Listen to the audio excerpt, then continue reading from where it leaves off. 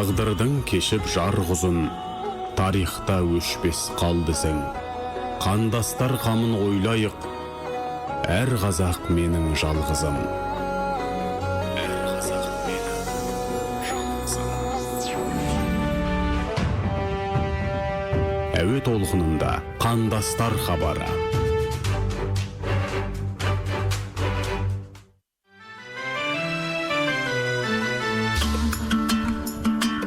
Ассалаумағалейкум әлеумет, әуе толқынында қандастар хабары, микрофон алдында мен, Нұрымжан Қасымұлы. Бүгінгі қозғайтын тақырыбымыз Қазақстан Республикасының азаматтығы жоқ ұлты қазақ тұлғалар үшін берілетін мемлекеттік білім гранттарының не үшін игерілмегендігі туралы айтамыз. Дәл қазір біздің студиямызда Қазақстан Республикасының мәжіліс депутаты Керімбек Болат Бақбергенұлы. Қадірлі тыңдарман, егер спикерімізге сұрақтарыңыз болса, 800-755-33-55 нөміріне WhatsApp арқылы, немесе 75-72-75 нөміріне тікелей хабарлассаңыздар болады. Елорда коды 71-72. Болат мырза, студиямызға қош келдіңіз. Армысыздар, құрметті Қазақ радиосының тыңдармандары. Енді алғашқы рет келіп тұрмын. Өте қуаныштымын. Қазақ радиосына алғашқы рет келіп сұхбат беріп жатсыз. Керемет, есте қалатын сұхбат. Осы уақытты бөлгеніңіз үшін сізге тағы бір мәрте алғысымызды білдіреміз. Рахмет. Енді бүгінгі қозғайтын тақырыптың өзі мәнісі, мағынасы жоғары болып тұр. Сондықтан енді сұхбатымызды бастайық. Енді өзіңіз енді осы қандастар мәселесін, соның ішінде мына білімге және қандастарға жіберілетін кітаптар бар ғой, шетелдегі қандастарымызға көптеген пікірлер айтып жүрсіз. Кітап мәселесін тіпті тоқтатып та қойдық. Бұнда қандай мәселе бар еді? Осы кітап мәселесінен бастайықшы, қандастарға жіберілетін.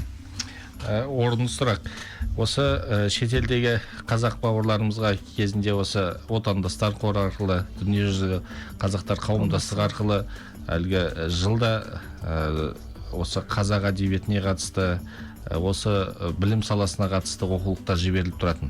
Бірақ енді жылдан жылға бұл оқулықтарды ол елдерде қабылдамау жағдайы орын алды. Себебі енді әр мемлекет өзінің ұлттық саясатын жүргізеді ғой. Мемлекеттік стандарты бар, иә? Иә, стандарты бар. Сонымен Қазақстанда жіберілген өзіміздің оқулықтар, мысалы Монғолия, Өзбекстан мемлекеттерінің шекарашылары өткізбей сол жерлерде, немесе мысалы Ташкентке жіберілген оқулықтардың қоймаларда тұрып қалғандары кейін белгілі болды. Себебі негізгі уәж, ол оқулықтарды біз таратып бере алмаймыз, өйткені бұл жердегі білім жүйесі бұл елдің саясаты бөлектеді. Сөйтіп оны кейін анықтап білдік. Соншама қаражатқа шыққан осы оқулықтар қоймада қалып қойған. Әрине бұл жанымызға батады.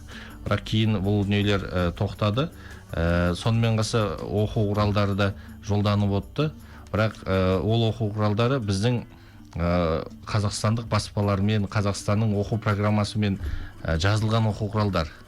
Ол жерде біздің Қазақстанымыздың астанасы, Астана қаласы, оның көктуі деп жазылып тұр. Мысалы Монғолиядағы қазақтар үйтіп оқуы олардың былай айтқанда конституциясына да, заңдарына да қайшы келеді. Енді бұның шешімі қандай болды? Енді шешімі болғанда қазір Өзбекстанда, Қырғызстанда, Монғолияда, Қытайда, Қытай Халық Республикасында ондай кітаптар жолданып отқан жоқ. Себебі бұны түсіндік, бұл оқу құралдары олардың ұлттық заңдарына қайшы келетіндігін. Бірақ осы жақында ғана біз мына кіші құрылтайға Монғолияға барып қайттық. Сол кезде Алтай өңірінде болдық. Қосағашта болдық. Сол кезде Қосағаштағы қазақ бауырларымыз, соның ішінде мына қазақ тілі әдебиетін, қазақ тілін беретін мұғалімдер арнайы оқулық жасапты. Ресей Федерациясының тарихына, Ресей Федерациясының табиғатына, Ресей Федерациясының әдебиетіне негізделген, бірақ қазақ тілді оқулық. Енді қазір оны апробациядан өткізіп жатыр. Егер бұл оқулық өте сәтті шықса, Ресейде тығыз шоғырланған, әсіресе Қазақстан мен Ресей шекарасында шоғырланған, тығыз қоныстанған қазақ бауырларымыз бар жерде осы оқулықтарды таратып, былай айтқанда сауат ашатын оқулық болады. Бұл енді кәдімгі мәселе, бұл мына өзге мемлекеттердің стандартына немесе халықаралық стандартқа сай емес, ол Қазақстанның стандартымен жасалғандықтан ол мемлекеттерге жарамсыз болды. Сондықтан енді қазір керемет жаңалық, мына Қосағаш ауданында Алтай Республикасының мемлекеттік сол ФГОС дейді ғой, енді федералдық стандартқа сай қазақ тіліндегі оқулықтар шыға бастағанын айтып отырсыз. Шынымен де керемет жаңалық. Бұл қазақ тілін одан әрі қарай дамытуына, сол жақтағы тұрғылықты қазақтардың қазақ тілінде білім алуына үлкен мүмкіндік болар еді деген. Енді өзіңіз айтып қалдыңыз, енді құрылтай деп, осы құрылтайға отандастар қоры ұйымдастырған биылғы Моңғолия қазақтарының кіші құрылтайына қатысып қайттыңыз. Қандай әсер алдыңыз? Қандастар бауырларымызбен кездестіңіз, көрістіңіз, қандай ой түйдіңіз? Енді бұл отандастар қорының әлгі ұйымдастыруымен болған кіші құрылтай өте жоғары деңгейде өтті. Себебі алғашқы кездесулер Улан Батырдан бастап алып, осы астанасы Моңғолияның Улан Батырдың жанында жағы 5000-нан астам қазақ бауырларымыз тұратын елді мекендерде болып, және мына біздің биыл мәжіліске 3 осы қандасымыз осы ерте Қазақстанға келіп жағы еңбек етіп депутат атанған әріптестерімізбен бірге бардық. Моңғолия Республикасы да оған өте қуана қарсы алды. Себебі көп жағдайда да айтады екен, енді сіздер отанымыз деп өздеріңіздің тарихи отандарыңызға кетесіздер, ол жерде де қандай құрмет, қошемет көресіздер деп әлгі сынап та тиісіп та айтатыны бар екен. Сонымен осы жолы осы Моңғолиядан кезінде көшіп келген 3 бауырымыздың депутат болып әлгі үлкен қызметпен, үлкен осындай миссиямен барғанын өз көздерімен көргенде бір шетінен әлгі қуанып та қарсы алды. Екіншіден, ол азаматтар осы екі ел арасында елші, дәнекер болады. Алтын көпір деп айтамыз. Алтын көпір деп қуана қарсы алды. Сонымен алғашқы күндер сол Улан Батырда кездесу болды. Екінші бөлігінде осы Баян-өлгейде үлкен осы құрылтайдың жалғасы табылды. Бұл жерден де Баян-өлгей қазақ үшін орын ерекше, өйткені 90%-ға жоқ бұл жерде тұратын жаңағы Баян-өлгейдің тұрғындары қазақтар. Қазақ халқы. Қазақтар, этникалық қазақтар. Содан кейін Қобда ауданында да болдық. Қобда облысы деуге болады. Ол жерде де 20% қазақтар тұрады. Сондықтан өзіміздің бауырларымызды көріп, қандастарымызды көріп, ол жерде әлгі отандастар қоры, әлгі құры қоры бармай, ол жерде осы Қарағанды филармониясы, Тәттімбетов атындағы филармонияны ұжымы барып, бірнеше жерде концерт қойып қайтты. Сонымен руханиятпен сусындап, түрлі шаралар өтті, спорттық шаралар өтті. Маған тағы бір ұнағаны экономикалық бағытта, соның ішінде жас кәсіпкерлердің форум өтті. Бизнес форум өтті. Бизнес форум. Бұл форумның негізгі мақсаты осы Моңғолияда туып, бірақ кейін Қазақстанға кеп, өздері кәсіп жасап, Қазақстанда байып, өздерінің істерін дөңгелеткен азаматтар барды. Және олардың қазақ жеріндегі жаңағы осы жасап атқан істерімен Моңғолиядағы именно Баян-өлгейдегі кәсіпкерлермен кездесіп, алдағы уақытта бірге жұмыс істейік.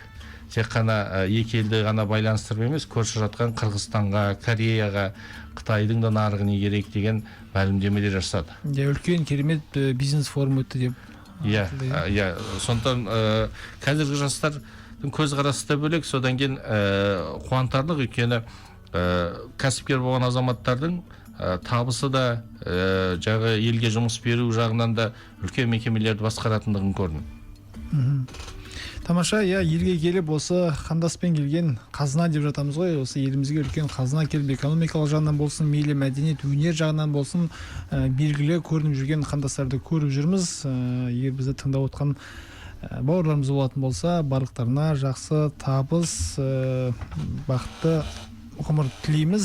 Спикерлеріміз үшін қайтадан айтып өтейік, бүгінгі біздің қозғайтын тақырыбымыз мына Қазақстан Республикасының азаматтығы жоқ ұлты қазақ тұлғалары үшін берілетін мемлекеттік білім гранттарының не үшін игерілмегендігі туралы айтамыз. Студияда қонақта Қазақстан Республикасының мәжіліс депутаты Керімбек Болат Бақбергенұлы. Болат мырза, енді біздің негізгі тақырыбымызға көшсек, жыл сайын мәселе болып келе жатқан мына білім гранттары. Қандастар, бұл жерде мүмкіндіктері көп, дегенмен кейбір кедергілер де бар деп жатыр.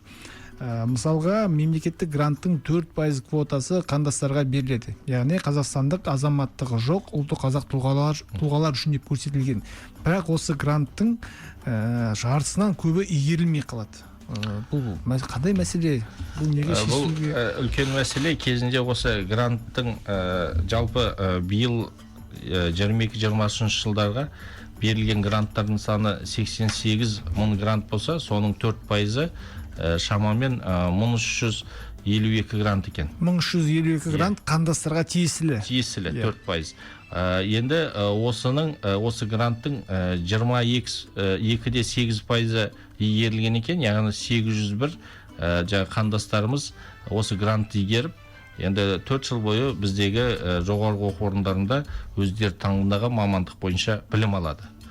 Енді біз енді есептеп көрдік, бұл жалпы 22% деген өте төмен. Өте төмен. Себебі мемлекет беріп атқан үлкен мүмкіндікті біз толық пайдаланамай жатырмыз. Оның бірнеше себебі бар. Біз осы грант берудің, оқуға түсудің, мына шетелдегі қазақ бауырларымыздың оқуға түсу ережесін өзгертуіміз керек. Неліктен?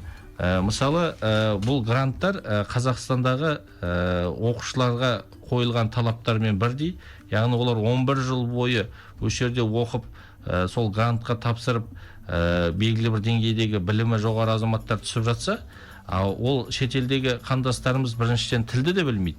Екіншіден, осы қазақстандық оқу программасында оқымаған.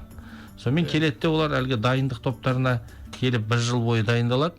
Ол 1 жыл бойы олар сол бағдарламаны игере ме, или тілді үйрене ме? Немесе бейімделе ме деңізші? Бір елден бір елге көшіп келудің өзі оңай емес қой. 10 жерден ұлты бір бола берсін, мейлі менталитет басқа. Бұл жердің өмір сүру салты басқа деген сияқты. Рас. Оның қарапайым бір валютаның өзі үлкен әсерін тигізеді адамның жүріс-тұрысына.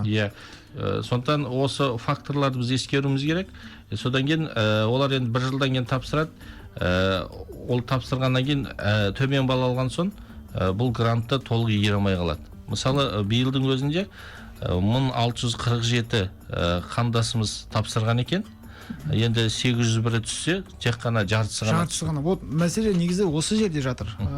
Келгісі келетін қандастардың жоқтығынан емес, мына Қазақстанға барып, осы жаққа келіп білім алам деген қандастардың жоқтығынан игерілмей жатқан жоқ бұл мәселе. Бұл келіп осы жерге елім деп, осы жерде білім алам деп келіп, сол грантты игере алмай, соған түсе алмай жатады, Енді кейбір осы аргументтерді, осы мәселе қозғалған кезде мынандай бір аргументті пайдаланады, арнайы жеңілдіктер деп. Мысалы, жаңа 4% квотаны жеңілдік деп айтады.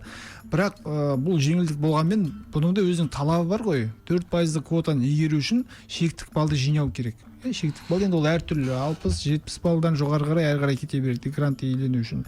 Бірақ дегенмен енді оның өзі үлкен білімді қажет етеді. Енді қандастардың былай білім деңгейін алып қарасаңыз, ол білімсіздер келеді деген мәселе емес ол. Ол яғни жаңа өзіңіз айтып өткендей 12 жыл бойы өзге мемлекетте оқып келді. Бұл бір, екіншіден Қазақстан тарихымен, қазақ тілінен көп қиналады қандастарымыз. Өйткені енді біздегі оқу программасы баланың әлгі ақпаратты қабылдауына қарай әр мемлекетте жасалынады ғой. Сондықтан ол 1 жылда 11 жылға арналған программаны кез келген адам бірден меңгеріп кету өте қиын. Ол бір. Екіншіден, жаңағы 4% жеңілдік деп оны қарамау керек. Ол квота, яғни жалпы берілген гранттың осы жаңағы 4% үлесі осы қандастарымызға арналған деп қана белгіленген. Ол квота, шатастырмау керек. Арнайы квота емес қой. Арнайы квота емес. Ал жеңілдік деген мысалы 50 балл алғандардың барлығы түседі. Немесе әлгі бізде ауыл балаларына, жастарына арналған, оқушыларына арналған квоталар болды ғой. Қалада оқыған балалардан әлде қайда жағы төмен алып қалса, ауылдық квотамен түсуге болады. А бұл жерде ондай жеңілдік жасалып отқан жоқ. Сондықтан біз осы ережені қайта қарау керек. Енді біз мәжілістегі бірнеше депутаттар да бізге дейін бұл мәселені көтергені рас. Солармен бірлесіп қайта қарауымыз керек. Себебі бұл ең бастысы біздің елге келіп оқудан бұрын ол азаматтардың Қазақстан жеріне келіп ниет білдіруі. Яғни 1600 адамның ата-анасы өзінің әлгі тарихи отанына барып сол Қазақстанмен өзін байланыстырсын деген ниетпен ата-анасымен келісе отырып бұл балалар келді ғой. Сондықтан ол ниет етіп келуінің өзі үлкен нәтиже, үлкен жетістік. Біз бұл үлкен экономика жағынан да үлкен деп айтпай қояйық енді, дегенмен өзінің үлесін қосып жатыр ғой. Үлесін қосады. Өйткені мысалы отандастар қоры, мысалы Ресейде бізде Россотрудничество деген ұйым бар ғой. Оларда дүние жүзі бойынша осы елшілік жанында құрылып, дүние жүзіндегі осы орыс тілді азаматтарды Ресейге осы грант арқылы тартады. Сол арқылы Ресейге олар кейін қоныстанып қалып, сол жерде тұрақтанып қалған соң олардың да әке-шешесі, туыстары келіп жатады. Біздің де бұл бөліп жатқан грантымыз бұл жаңағы қазақтың жастарының осы Қазақстанға келіп бір шетінен елдің экономикасына үлес қосу, ары қарай әлгі өзінің қазақтығын сақтап қалу, және үшіншіден бұл жерден де тұрақтанған соң отбасын құрады, осы жерде өзінің кәсібін жүргізеді. Осылайша олар Қазақстанда қалатын болса, оның ата-аналары да бірге көшіп келеді. Оның әлгі түпкі былай саяси тұрғыдан алатын болсақ, түпкі идеясы, миссиясы өте дұрыс. Біз енді әлгі қазақ бауырларымыз кезде 90-шы жылдар арнайы квота беріп шақырсақ, бұл балаларды оқу арқылы сол ата-аналарында кейін елге шақыру деп түсінуіміз керек. Өте дұрыс, өте дұрыс. Енді бұның шешімі қандай болмақ? Біз кейде осы қандастарды өздерінен сұраған кезде, сөйлескен кезде бұл мәселені көп айтады ғой енді. Бұның шешімі меніңше халықаралық стандарттарға сай ережемен қабылдау керек сияқты. Оларға арнайы сөйлесім арқылы немесе ұстаздармен собеседование дейді ғой. Орысша айтқанда собеседование дейді. Сол арқылы немесе олимпиадалар арқылы мықты математиктер келеді, мысалға мықты физиктер, химиктер бар соның ішінде, бірақ олар жаңағыдай ұлттық бірыңғай тестілеуден қазақ тілі мен Қазақстан тарихынан тапсыра алмайды. Өйткені біздің ережеміз бар да, бұл жерде қазақ тілдің ережесі. Бұлар ауыз екі тілде қазақша сөйлей берсін мейлі. Ол төте жазуда оқитындарымыз бар, латын қарпінде оқитындарымыз бар, солардың барлығына парсы тілінде, парсы қаріптермен де оқитынбыз да, Ирандағы қазақтарымыз. Сондықтан бұл енді білімнің көрсеткісі емес екендігі енді анық көрініп тұр. Біз енді ұстаздармен, мұғалімдермен, түрлі осындай білім орталықтарымен ақылдаса отырып, осының жеңілдету жолын ойластырайық. Содан кейін барып бір шешімге келу керек. Өйткені бұлай жалғаса беретін болсақ, жылдан жылға оқуға түсетіндердің саны азайып, бұл грантта кейін қысқарып қалса, бұл мол мүмкіндікті пайдаланбай кейін қарай қайтарып берген сияқты боламыз. Сондықтан бұл мәселені енді шешуге тырысу керек сияқты меніңше. Бұл бір елге қандастарды елге шақырудың бір жолы. Ене ботасын шақырсаң, енесі соңынан келеді демекші қазақ. Бізге енді қосылған тыңдармандар үшін қайтадан айтып өтейік. Бізде қозғалған тақырып Қазақстан Республикасының азаматтығы жоқ ұлттық қазақ тұлғалар үшін берілетін мемлекеттік білім гранттарының не үшін игерілмегендігі туралы айтып өттік десе де болады. Дәл қазір біздің студиямызда Қазақстан Республикасының мәжіліс депутаты Керімбек Болат Бақбергенұлы. Енді эфиріміздің де аяқталуына санаулы минуттар қалған екен. Енді Болат мырза, өзіңіздің осы мәжілістің мінберінде көтеріп жүрген қандай ұсыныстарыңыз, тақырыптарыңыз, өзіңіздің жұмыстарыңызға да бір-екі ауыз тоқталып өтсек тыңдармандар үшін. Рахмет. Енді қазір бізде енді мәжілісте 7 комитет бар ғой, әр бағытқа арналған. Мен халықаралық істер және қорғаныс қауіпсіздік комитетінде мүшемін. Бұл комитеттің негізгі мақсаты осы әскери саласы. Соның ішінде қазір мына әскердің беделін көтеру, имиджін арттыру бағытында жұмыс істеп жатырмыз.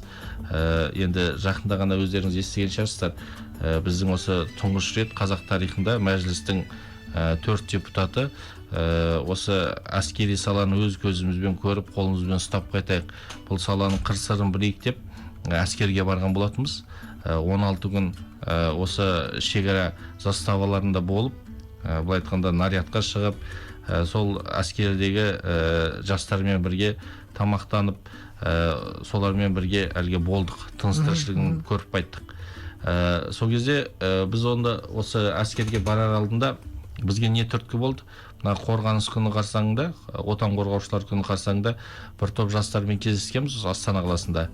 Жаңағы студенттер альянсының жаңағы жастармен.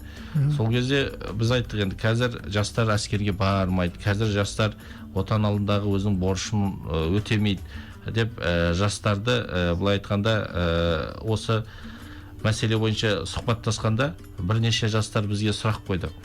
Біз бір жыл әскерге барып уақытымыз өткізгенше, оғанша біз кәсіп жасап байымаймыз ба, немесе тіл үйреніп шетелге бармаймыз ба, біз бір жылымызды жоғалтып аламыз ғой деген сұрақ қойды. Мен енді ол жастардан ондай сұрақ күтпеп едім. Содан кейін бір жас менен сұрады, біз бір жыл әскерге барғанымызға қанша ақша бересіздер дейді. Отан қорғауға. Содан кейін мен айттым, енді әлгі отанның өзі әскерге бару, отан қорғау деген артында тұр. Ол отан үшін әлгі отқа түссең күймейсің дейді ғой. Біз отанға ақшалай емес, оны санасып барғаныңды ақшалай өндіріп алу емес. Бұл бір жыл отаныңа қызмет ету деп. Ол саудаға түспейді, және оны ешқандай бағасы жоқ деп түсіндірді. Содан кейін тағы бір сұрақ қойды. Енді сіздер әскер туралы көп айтып біз шақырасыздар, сіздер өздеріңіз неғып әскерге бармайсыздар деді. Сонымен біз енді намысшыл қазақ. Қазіргі уақытта дейсіз ғой, енді сіздердің кезеңдеріңізде емес, қазіргі әскердің жағдайын әртүрлі айтып жатады, ол мүмкін балабақша деп жатады, бір енді тәртіптерін айтып жатады, бірақ қазіргі әскерді өз көздеріңізбен көріп деп енді әдемі орында сұрақ қойған екен. Бір жағынан ол қалай болды сіздерге? Біз енді ол бізге ауыр тиді. Сонымен жаңа әріптестеріміз ақылдасып, біздің комитетте бұл мәселені көтердік. Соның комитет төрағасы Айгүл Құспан ханым ол кісі қолдап, спикермен келісіп, спикердің келісімін алып, біз әлгі жолға шығып, осы аттанып қызмет етіп келдік. Бірақ ел айтқандай әскерді бізде қазір құбыжық ретінде көрсетіп қойған ғой. Бұл жерде соғады, ұрады, тамағы дұрыс емес, суицид болады деп. Нақты айтар болсақ, шекара саласында ондай әлімжеттік дүниелер жоқ деп айтуға болады. Қазақта мынандай бір жақсы сөз бар ғой, кемедегінің жаны бір дейді. Бұл әрбір заставада жаңағы 40-50 жас сарбаздар қызмет етсе елге, олар барлығы бір кемеде деп түсіну керек. Өйткені олар әлгі шекара күзетер кезде қаруын артып, тауға да шығады, суға да түседі, атқа да мінеді, бір-бірлеріне әлгі тамақ та жасайды. Сонда бұлар тіпті бір-біріне бауыр сияқты болып кеткен. Егер бір-бірімен төбелесіп жүрсе, әлгі кез келген жерде бір-біріне қол созып көмектеспейді ғой. Сондықтан бұлар бір үйдің баласындай болып кеткен. Сондықтан мына шекара саласында ондай зорлық, зомбылық әлгі жоқтың қасы деп айта аламын. Және екіншіден тамақ мәселесіне қатысты мына әлеуметтік желіде біз барғанымызды салғанбыз. Сол кезде бір-екі ата-ана жазып жіберіпті, сіздер депутаттар көп болыңыздаршы, өйткені менің балаларым жақсылап тамақтансын деп. Сонда мен ойлаймын, біз әлгі енді ол баладан баланың артықшылығы жоқ қой. Біз жүрмесек те ол тиісті берілетін тамақ мемлекетпен ақшасы бөлініп, өзі арнайы нормалар бар, күнделік ішетін, сол нормаға сәйкес ол тамақ беріледі. Және ол астан оның офицері де, командирі де, басшысы да, қатардағы солдат та бір қазаннан тамақ ішеді. Сондықтан оны әркімге бөлек жарып, ол жерде тамақ жасайтын, бұл айтқанда ол ресторан емес қой, асхана. Сондықтан оны дұрыс қабылдау керек. Әрине, бұл жерде енді арнайы бір балаға жеке көңіл бөлінбейді, дегенмен енді бұл барлығына ортақ бір ереже, бір тәртіп. Әрине, тәртіпке бағынған құл болмайды ғой. Сондықтан ол жерде бәріне ортақ бір немен өмір сүреді ғой барлық әскерге қатысты балалар. Тамаша, басқа қандай да бір мәселелер, осы отан қорғау негізі мына отбасы мәселесіне алып келіп соғып жатады ғой. Бүгінгі таңдағы мына қоғамда айтылып жүрген отбасы құндылығы, баланың ата ана алдындағы парызы жоқ, міндеті жоқ деген сияқты да көптеген психологтарымыз айтып жатады. Оны қай мағынада қалай түсінетіндігін енді білмеймін. Енді отан қорғаудың өзі осы отбасын қорғаудан басталады ғой. Әлгі отан отбасынан басталады дейді ғой. Сондықтан ол дұрыс емес пікір, дұрыс емес әлгі бұл айтқанда ұғым. Себебі біз жаңағы бала атана алдында қарыз емес деген ол теріс ұғым.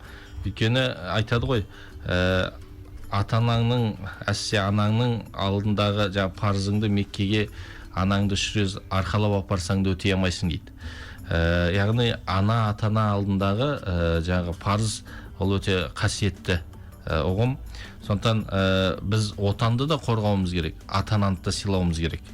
Егер өзіңіз ойлаңыз, біздің қоғамда ешкім әскерге бармаса отан қорғауға, ешкім әке-шешесін сыйламаса, сонда дүниеге келген бала өмірлік мәні жоғалмай ма? Иә. Ол былай айтқанда күнделікті ұйықтап тұрып, жағы тамақ ішіп, әлгі айналасының өзінің мәні кетеді ғой өмірдің. Иә, дұрыс айтасыз.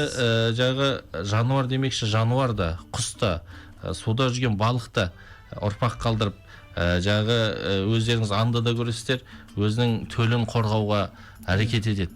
Және ол ананың ата-ана дейсіз ғой. Сондықтан ол теріс ұғым, және оған біз жол бермеуіміз керек. Біз үшін ата-ана әр кезде қасиетті, ата-анамызды сыйлауымыз керек.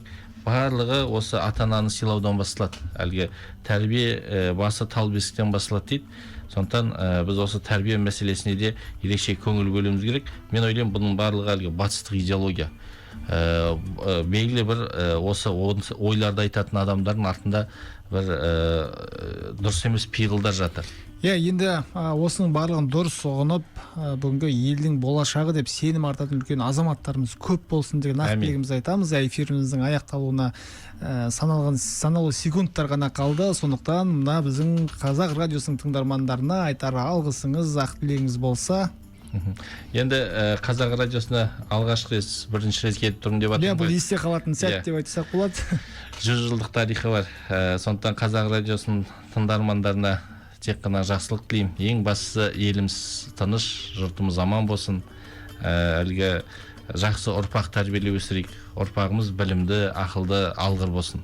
Көп рахмет. Қадірлі тыңдарман, осымен хабарымыз аяқталды. Студияда қонақ болған, сүбелі сұхбат құрған Қазақстан Республикасының мәжіліс депутаты Керімбек Болат Бақбергенұлы, хабарды жүргізген мен Нұрымжан Қасымұлы. Әуе толқынында келесі кездескенше аман сау болыңыздар.